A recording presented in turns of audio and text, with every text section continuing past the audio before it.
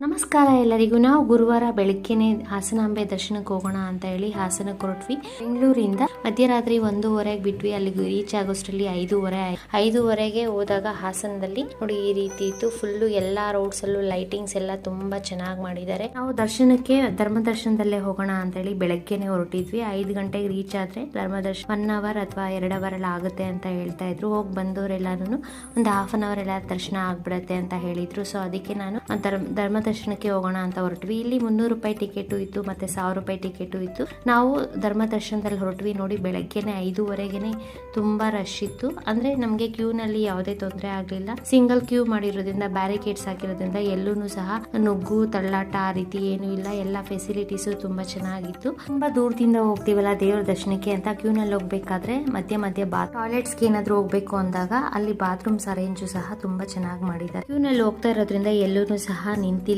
ನಾವು ಮಧ್ಯದಲ್ಲಿ ಒಂದು 20 ಮಿನಿಟ್ಸ್ ಕ್ಯೂ ನಲ್ಲಿ ನಿಂತಿದ್ವಿ. ಅಲ್ಲಿ ನಮ್ಗೆ ಕುತ್ಕೊಳ್ಳೋದಕ್ಕೂ ಸಹ ಜಾಗ ಇದೆ. ಅದೇ ಕ್ಯೂ ನಲ್ಲಿ ಸಿಂಗಲ್ ಲೈನ್ ಆಗಿರೋದ್ರಿಂದ ಸ್ಪೇಸಸ್ ಇರುತ್ತೆ, ನಾವು ಕುತ್ಕೋಬಹುದು. ಮತ್ತೆ ಮಧ್ಯ ನಮ್ಗೆ ನೀರು ಸಹ ಕೊಡ್ತಾರೆ. ತುಂಬಾ ಸುಸ್ತಾದ್ರೆ, ಕೆಲವರಿಗೆ ತಲೆನೋವು ಬರುತ್ತೆ, ಆ ರೀತಿ ಆದಾಗ ಅಲ್ಲೇ ಸಹ ನಮ್ಗೆ ಮೆಡಿಸಿನ್ ಫೆಸಿಲಿಟಿ ಕೂಡ ಇದೆ. ಮತ್ತೆ ಧರ್ಮ ದರ್ಶನದಲ್ಲಿ ಹೋಗಿರೋದ್ರಿಂದ ದೇವ್ರ ದರ್ಶನಕ್ಕೆ 2 ಗಂಟೆ ಆಯ್ತು. 2 ಅವರ್ಸ್ ತಗೊಂಡು ಧರ್ಮ ದರ್ಶನದಲ್ಲಿ. ದೇವಸ್ಥಾನದಲ್ಲಿ ಹೂವಿನ ಅಲಂಕಾರ ತುಂಬಾ ಚೆನ್ನಾಗಿ ಮಾಡಿದ್ದಾರೆ. ನಮ್ಗೆ ದೇವ್ರ ದರ್ಶನ ತುಂಬಾ ಚೆನ್ನಾಗಾಯ್ತು. ಮೊದಲು ಬಾರಿಗೆ ನಾವು ಹಾಸನಾಂಬೆ ದರ್ಶನಕ್ಕೆ ಹೋಗಿದ್ದು.